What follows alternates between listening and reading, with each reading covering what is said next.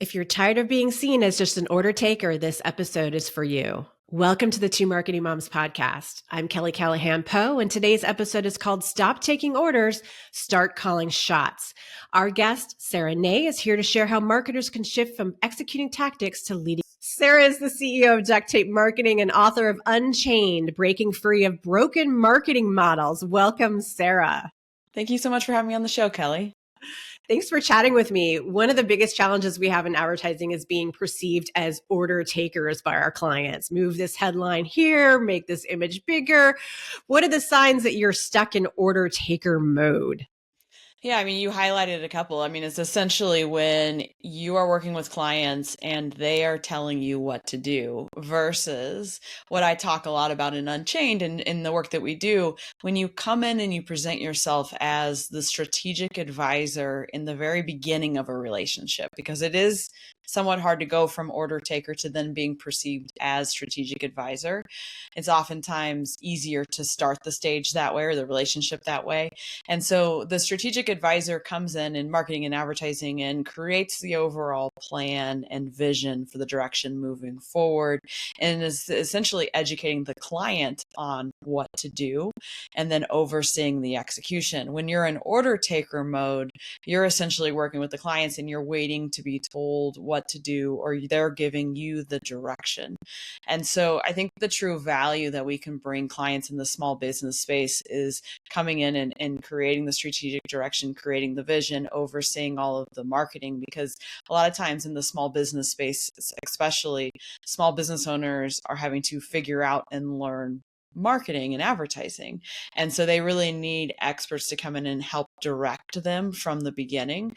Or oftentimes they fall into situations where they're like, oh, we should be focusing on paid ads, or we should be creating organic content because competitors are, but they don't really know the best approach on each of those channels. And so I think with the challenge of being an order taker, if you're in a role as an agency, it's can be draining over time. Yeah. You lose control and direction of the engagement. Oftentimes the person making the decisions doesn't have that true background marketing experience, but they're making the decisions because they feel like they have to. And so it's difficult being in the order taker role. And in the age of AI, it's our opportunity to be able to elevate to the leader and not necessarily just the order taker. So becoming a strategic advisor up front is in the beginning of the relationship. Can you talk a little bit about what that means? And then also conversely talk about what happens when you get into that that order taker mode. What do you do? Yeah, absolutely. So to your first question, in terms of starting there, what we've been teaching in the marketing space for quite some time is coming in and creating an overall marketing strategy. We call it a strategy first package, where over the initial 30 to 45 days for a client, we're conducting research, we're mapping out their ideal client profiles and their messaging and their customer journey. And then we're making recommendations based on that information as to these are the growth priorities, here's the channels you should focus on with this type of content, with this type of cadence. So we're coming in to advise and educate and create the plan in the beginning. So immediately, if you approach it that way, you're going to be seen as a strategic advisor. Where other agencies might be coming into businesses where they're essentially saying, what do you need? Do you need execution on paid ads? Okay, we can do that. And so it's immediately establishing the relationship of, we're going to actually come in and create the plan and educate you and your team, so we're all on the same page moving forward, versus the mindset of what you need. Like, that's the big shift. In terms of the order taker, a lot of times then when we move from that initial strategy first package to long-term retainers with our clients, we're then staying on as what we call fractional CMO for our clients. And so we're staying on as the strategic advisor still, where our role in that seat is creating the marketing strategy based on the business strategy. It's owning the metrics, it's owning the budget, it's overseeing all of execution. not necessarily doing the work, because then you can bring in the doers to do the work. And so I think that's where a lot of businesses struggle when it comes to marketing. They're expecting people to be strategists, but also be able to execute in all lanes of marketing and advertising. And really, I believe there's different mindsets and there's different ways of thinking. And so there are strategists and there's people that are really, really great and excel in executing and marketing. And so it's too much to ask one person to do it all. And so I'm not saying that no marketers should ever be order takers. Like, there's absolutely a role for, once the plan's created, someone has to get the work done. Yeah. But I think it's really important to think about, if you're thinking about your marketing department, you need some sort of leadership or strategist, you need executors, and then you need AI ultimately below them to help those executors up level. And so the argument is you need a mix of people and not just one person doing all of it. Well, that makes sense when you're on the client side, Yeah. and you have the knowledge. But when you're on the agency side, there's that ramp up time where you have to learn about the client's business and you have to go through that listening phase. And I think Mhm. that's sometimes the challenge in the advertising world is, how do you move from that listening phase for, I hear what your challenges are, I understand your challenges, and here's how I'm going to solve those challenges. You know Yeah, what I mean? absolutely. Yeah, yeah. And so for us, like, again, our because that's how we structure our strategy first engagements as well, is you do have to listen to the client. You have to understand what they're struggling with, what their challenges are, where are they trying to go as a business, what their current revenue is, what their growth goals are, what their mission, their vision. You need to understand all of that stuff. And so our process is first listening, as you said, so asking all of those questions, gathering all of that information, to then you move to the planning phase. So it's, once you understand where the client is thinking, you need to conduct your own research to confirm and to provide more information. And so oftentimes when we work with clients, we'll ask, who's your ideal client? And a lot of times they have high level information, but if you're thinking about advertising specifically, you need to know them on a deep level, on a pain point level, on a what keeps them up at night level, on a where do they find their information level, to what causes them to finally move forward. Like, you need to understand them on a deep level. So you take what the client provides you, you confirm and build on it with your own research, and then you turn all of that into a plan moving forward, and then you move into execution to actually execute the plan. So you explain some of these concepts in your book called Unchained. You have two concepts that I thought sounded interesting, but I don't know what they are. One is called the anti-agency model, and one is called the marketing strategy pyramid. Can you define those terms and tell us a little bit about them? Of course. So with the anti-agency model, that one always gets people like, what is she talking about? Because I run a marketing agency. I have, for several years now, and we are a marketing agency. And so Yeah. with that term, I'm not saying agencies are bad by any means. What I'm saying is there's a lot that's broken within the agency model specifically. And I'm talking about that from my personal experience, but also with working and speaking with hundreds, if not thousands, of small business owners over the last 16 years. And so what's broken in it is when small businesses become over reliant on agencies. And I see this all the time, where they outsource their marketing, they lose control, they have no idea what's actually working and not working, but they just keep paying every month because they feel like they need to. That's not a great scenario for the small business, because they're trapped in a lot of cases. And so there's a better way of working, I believe, and it's based on a partnership and education and working alongside each other and collaborating versus taking over all of the control. And so I was speaking to, just to give an example of this, I was speaking to a couple business owners. They were partners, and they own a home remodeling company. They've been in business for 20 years. They were paying a marketing agency, I think it was like $6,000. I can't remember the exact amount, but a monthly fee. I think it was around six. And they had no idea out of that $6,000 what was actually going towards paid ads versus what was actually going towards their management fee. And they also they didn't own the ads accounts. And so basically they were trapped. Either they kept paying this agency to keep running their ads, hoping that they're actually getting results from it, or they started over. And so I encourage them to start over because it's not a good situation for them to be in. They need to have ownership. They need to understand what's working and what's not working. And they need to work with someone that's willing to include them in the conversation. So that's one of the concepts of the anti-agency model. There's a lot more to it. The marketing strategy pyramid, gets into the better way, I think, of working alongside businesses. And so it's our approach to marketing. So the bottom layer of the pyramid is business strategy. Where a lot of marketers miss is they come in and they create a marketing strategy, but they don't really understand what the business is trying to accomplish.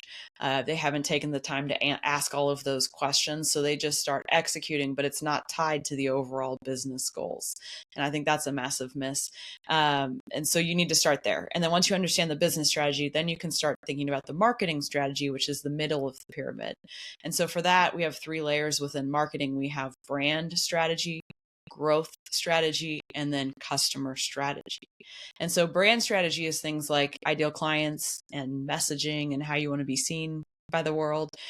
Then the growth strategy is essentially how you're going to grow, what channels are you going to focus on. And then customer strategy is an area that a lot of people miss, unfortunately. That's how are you going to retain customers and how are you going to turn them into referral sources? Because that's an incredible growth channel. And so you have to be thinking about all of those different areas.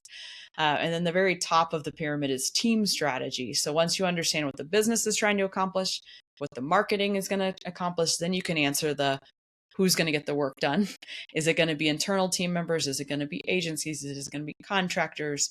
But a lot of people start with the who and then they try to figure out what we're going to do. I think that's backwards. You need to figure out what you're going to do first, and then you can say, who's the best solution? Again, is it agency, contractor, full-time, part-time? Who can help us with all of this? And I was actually just speaking to someone this morning, and he was a small business owner, completely frustrated with marketing. He said over the years, he's just paid all of these people to like run email marketing campaigns, outbound campaigns, but then to find out like his audience really doesn't pay that much attention to email marketing. And so he wasted all of this money because the people executing for him never answered the questions of who are retargeting and what message resonates with them and where do they hang out online and how do they make the decisions. And so there's a lot that's missed in the marketing space, unfortunately, by not focusing on strategy before diving into tactical execution. I kind of want to throw that back a little bit because I've found in my experience that a lot of clients, a surprisingly large percentage, don't really know what their goals are. They can't verbalize them. Is it, shifting market share? Is it increasing awareness? Or is it behavior change if it's a nonprofit, for example? And so that's always a challenge. And it also varies based on the level you are within the organization. And there isn't always, senior leadership all the way up to the CEO or the board support for that particular goal. And so you may be executing something that's on a director level that doesn't have support throughout the organization. And I find that to be one of the biggest challenges because then you're throwing darts at a goal that is unclear. Yeah. And in those scenarios, for us, always it's been, can we actually move the needle for this client? Can we actually support them? Is this goal real and something we can work towards? And if not, then maybe it doesn't even make sense for us to work together. And so I think part of running an agency is making the decision of, is it clear what we're trying to accomplish? Can we actually help these people? And does it make sense to pursue the relationship moving forward is how I approach something like that. Let's shift over to AI. We're all worried about AI and getting replaced by AI. And I think the real question is, how do you use it to get ahead without getting replaced, without replacing yourself? Yeah. And it's interesting because you say we're all worried about AI. I see there's 2 sides in the marketing space because I talk to a lot of marketers. We certify marketers, like that's a big part of our business. And there's either people that are worried about it or there's people that are really excited about it. And then there's some people in between that are just kind of like, I don't really know where to lean. But it's interesting having conversations. And I am trying to preach that as marketers, we should be excited about it. We should be embracing it. There is a lot of unknown and uncertainty. But I think if you, it's here. And it's going to continue to evolve and grow quickly. And so the agencies that are afraid of it aren't taking action. And I see they're falling behind already. I was speaking to another business owner and he was saying he was talking to an agency that he was working with and he started bringing up AI and he's really excited about it. And he knows it's here. And the agency shut him down, was basically like, we're not doing anything with AI. And he left their relationship. He ended the engagement. So all of that to being said, like, I think we need to embrace it as marketers. I have a framework in my book that I talked about, which is all about future proofing our careers. And so what I talk through is making a list of everything that you're doing on a regular basis, like literally everything that you're doing, and then categorize them in three different groups. Things that are gaining in importance because of AI, things that are staying stable, and then things that are essentially decreasing in value or importance because of AI. And so that's the starting point. And then after you've identified which category your tasks fall into, coming up with a plan of how you can spend most of your time on the things that are increasing in importance, and how can you delegate to AI the things that are decreasing in importance or even staying stable. And so I think it's a really good exercise, but also thinking about what do you actually like and what do you enjoy while you're going through that exercise as well, because that should always be part of the equation. And then once you go through all of that, writing a future bio for yourself is something that you want to strive towards or work towards, because that helps you continue to stay focused and grow. And so I think that's a really good starting point exercise to go through. But we did that whole exercise with our whole entire team. And so it starts there. But then on a regular basis, a quarterly basis, when you're doing quarterly reviews, you should then be mapping out a plan to continue to evolve and focus on these things moving forward. And so when I was going through that exercise for myself, I identified that speaking and developing relationships and networking and podcasting and training, I do a lot of training to our groups, like those things, like people enjoy that personal connection. I think that's increasing in importance because AI is becoming such a thing. But some of the things that are decreasing in importance for me to do start to finish is creating content, because I can use AI now to do that. I'm not saying I'm just 100% using AI to create crap content. Like there's a whole process of human in the front end and human in the back end, but I can do it a lot more effectively. So I'm leaning into AI to help with content production, because to me, that's decreasing in value a little bit from a skill standpoint. And so I'm able to free up some of my time that I was using on content production. So now I can be on more podcasts and I can join more networking events and I can connect with more humans. I love the idea of creating your future bio. Yeah. That's really smart. I think it's something that everyone should check out. Yeah, absolutely. And like I said, I started doing the exercise with myself. We did it with our whole team. We had conversations around it. And one of the girls on my team actually said afterwards, she was like, can I actually use this as my bio now? It's way better than what I had. And I said, no, because we're working towards this bio. This is something for us to grow towards. Yeah. But it's inspiring because it is, even with my team, like we've been talking about AI, as soon as most people started talking about it, but we've been talking about it for a while now. And even within our team, there were people that are still like, are they going to fire me because of AI? Are they just going to ask me to do more faster because of AI? And even though I've been saying all along, we're not firing anyone.